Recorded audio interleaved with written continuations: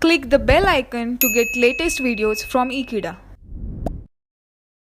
Hello friends, I welcome you all to this video. We are with the chapter where we have the microwave transmission lines analyzed. We started this chapter with the first topic where we have seen a circuit model that has the various lumped elements R, L, G and C into that particular model. We have found the equations corresponding to the transmission line in the form of voltage equation and that of the current form of the equation, and we had also the solution of these two equations into the second video. Recently we have solved a simple problem based on to the understandings we have gone so far analyzing the transmission line at microwave frequencies. Now let us have the introduction and the derivation of the very important constant that it is reflection coefficient here.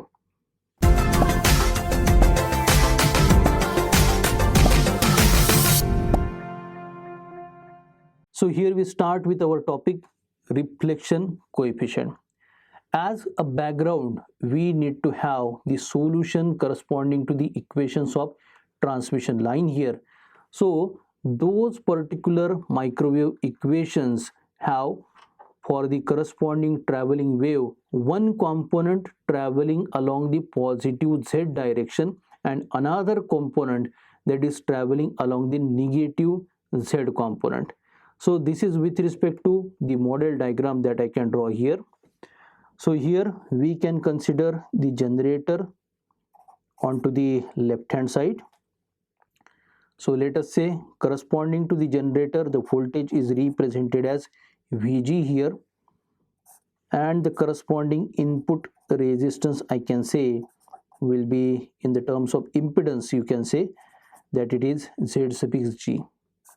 So this is supplied to that of the transmission line here. So from here the transmission line exactly start over. So here the transmission line continues, let us say up to this particular point, and then finally it is connected to the load here. So corresponding to the load we can represent the load impedance Z suffix L here. Now when we talk about the two forms of the equations we have derived for the transmission line, we have the representation of the I positive component of the current. So this is in this particular direction from this particular end, that is of generator side or the source side you can say here, whereas the another component is I negative is running in the reverse direction, which is from the load end here. The applied potentials V positive towards the generator or the source side and that of the V negative towards the load side we can represent, where the transmission line characteristic impedance is simply capital Z suffix 0 here. Now this is in between these two nodes I can say. So this is the entire length of the transmission line. So we treat it to be the simply small l here. Along with we have the representation of the direction, that is from the generator or the source end to that of the load end. Let us say this is Z here.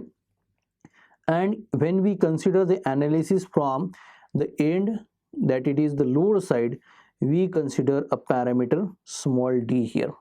So in short, the analysis of the transmission line circuit model from this particular direction, that it is the sending end we shall be talking about. Also when we start the analysis of the circuit model from this particular point of view, this is the receiving end. So let us begin to have the analysis in the form of mathematical equations.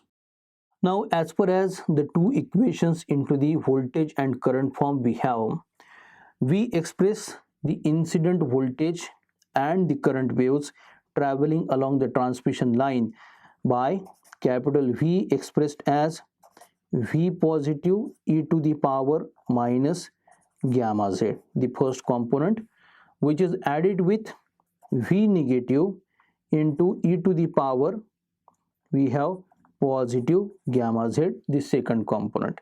Let us say this is equation number 1. So this is for the voltage. Now for the current form of the energy, capital I is expressed as capital I plus e to the power minus gamma z, added with the second component, which is in the reverse direction, I negative into e to the power, we have positive gamma z. Let us say this is equation number 2 here. So in these two equations, we have the voltage and the current.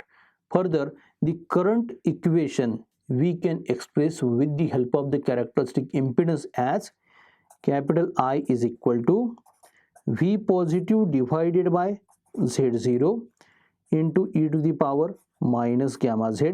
So this is the substitution we have made in place of I positive, minus we make V negative divided by Z0 into e to the power positive gamma z here. So let us say this is new equation, equation number 3 here. So this is the introduction of the characteristic impedance Z0 here. Now if the transmission line, I abbreviated as, if the transmission line has the length as represented into the schematic diagram small l, so in that situation we can express the two equations corresponding to voltage and current as.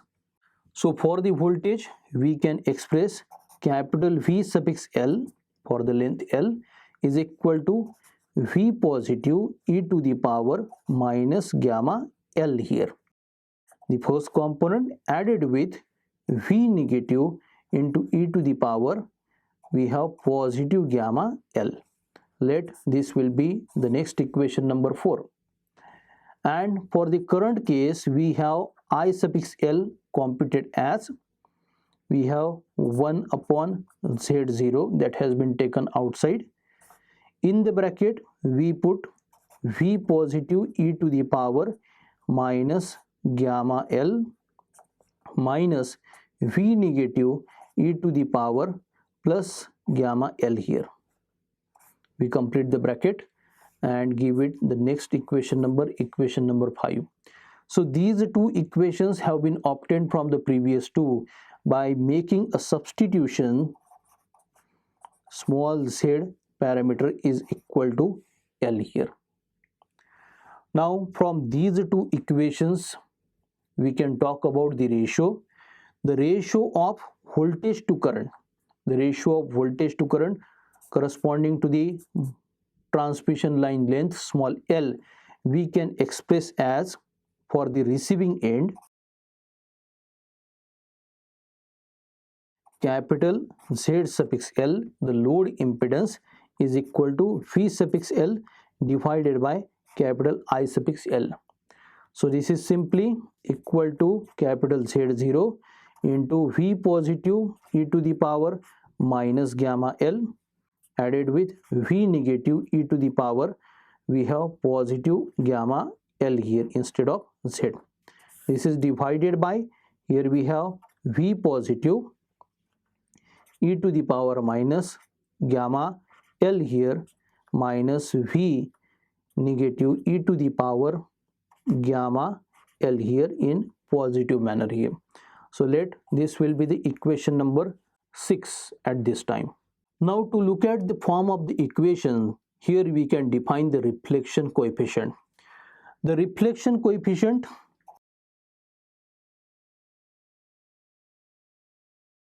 can be denoted as a capital gamma. So the reflection coefficient capital gamma, by the definition, we can take to be the ratio of where the numerator is reflected voltage or reflected current also we can express into, and in the denominator we can have the incident voltage or incident current, we can say. So in symbolic notation, we use gamma for the reflection coefficient, and we express the reflected one for the voltage V suffix REF, whereas the incident voltage we represent V suffix INC here. Similar fashion, we can express into the current form for the reflected case I suffix REF divided by I suffix INC. Let us say this is the next equation defining the reflection coefficient, that it is equation number 7, the very important one to understand its concept or the definition, I can say. Now if the previous equation, equation number 6, is solved for the ratio of reflected voltage at the receiving end, which is V negative e to the power gamma L, to that of the incident voltage at the receiving end, which is represented V positive e to the power gamma L here. So that time there it is the resultant reflection coefficient again at the receiving end. So it is represented for the receiving end with the suffix L here. So it is computed as V negative e to the power gamma L divided by V positive e to the power gamma L. So we can express it into the form of the load impedance ZL minus characteristic impedance Z0 divided by the load impedance Z0 added with the characteristic impedance Z0 here. So this is the load impedance here, the difference between the two and the addition between the two. So this is the very important formula, helpful for solving the problems also when we are provided with the values of characteristic impedance and that of the load impedance. So let us say this is equation number 8. So from this equation we can say that the information is the reflection coefficient at the load end is dependent on the characteristic impedance and that of the load impedance. Now most of the time we come across the values of the load and that of the characteristic impedances expressed into the complex representation here. So when the load impedance and that of the characteristic impedance are represented so that time the reflection coefficient at the receiving end is also expressed into the form given by mod of, here we have gamma suffix L into e to the power j theta suffix L. So let us say this is equation number 9, where mod of gamma suffix L is the magnitude part and theta suffix L is the angle part here. For the magnitude gamma suffix L, this magnitude is never greater than that of the unity. So I can express mod of gamma suffix L less than or equal to 1 and 1 always here. Whereas theta suffix L is the angle between the incident and that of the reflected voltages that we have expressed into the corresponding numerator and the denominator into the previous equation here. So now the generalized form of the reflection coefficient can be expressed into the form simply gamma. So this is equal to V negative e to the power gamma z divided by V positive e to the power minus gamma z. Let this can be the equation number 10 for the generalized form. Now when we take the substitution of the generalized z as the distance parameter is equal to L minus D, so that time the reflection coefficient at some point at any value of location, you can say for the distance D here we can give gamma suffix D calculated as V negative e to the power gamma in the bracket L minus D divided by V positive e to the power gamma in the bracket we have L minus D here. So this is equal to V negative e to the power gamma L divided by V positive e to the power minus gamma L into e to the power minus twice gamma D here, which can be gamma suffix L into e to the power minus twice gamma into D. So this is equation number 11. So this is the previous representation of the reflection coefficient at the receiving end here. So that is gamma suffix L, and this is at the location, some value of location small d here. So this was the equation number 11, making the use of propagation constant gamma. When we have the two components alpha and beta corresponding to the propagation constant, we have the attenuation and that of the phase shift part here. Therefore, we can express gamma suffix d is equal to gamma suffix L into e to the power minus twice alpha d e to the power minus j times twice beta d here. So this is simply is equal to mod of gamma suffix L e to the power minus twice alpha d here and e to the power j times theta L minus twice beta d in general. So this is the expression of gamma suffix d. We can give it to be equation number 12 here.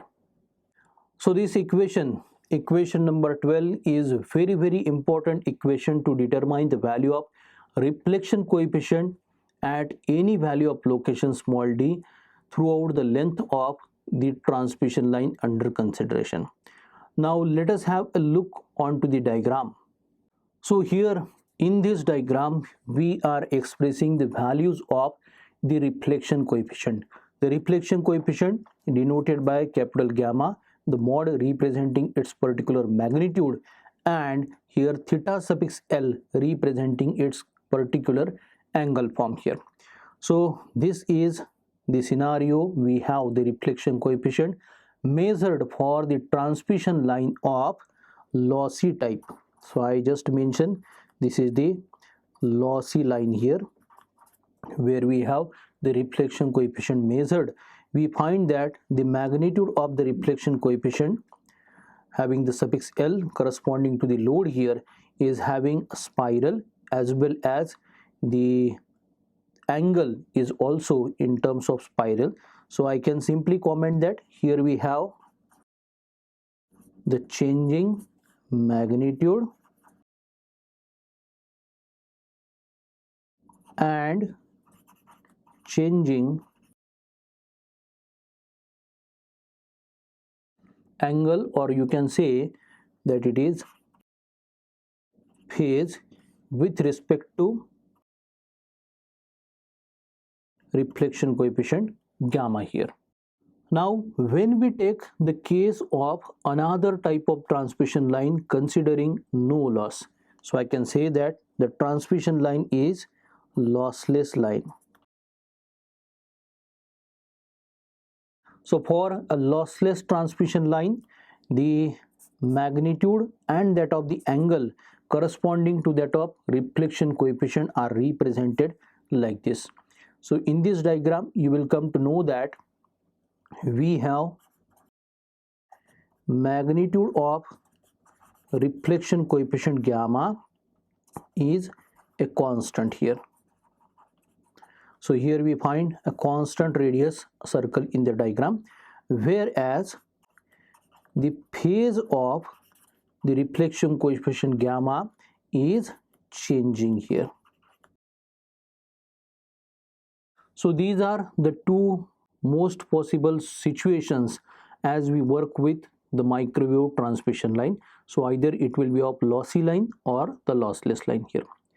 So in general, when we have the sending end sending the energy towards the receiving end, so when the characteristic impedance is matched with that of the load impedance, we don't have the reflected wave generated. But when these characteristic impedance and that of the load impedance are different, a reflected wave is present here. So the reflected wave will travel from the receiving end to the sending end, and upon reaching to the sending end it will be further again reflected back and it will be following the reverse direction. So here I conclude the topic reflection coefficient. By the next lecture we shall be having a simple derivation and understanding of another type of coefficient corresponding to the microwave transmission line, that it is transmission coefficient. So we shall be continuing with the same chapter. I hope you are enjoying the details of microwave engineering subject. For more information you can subscribe to Ekeeda channel. Thank you.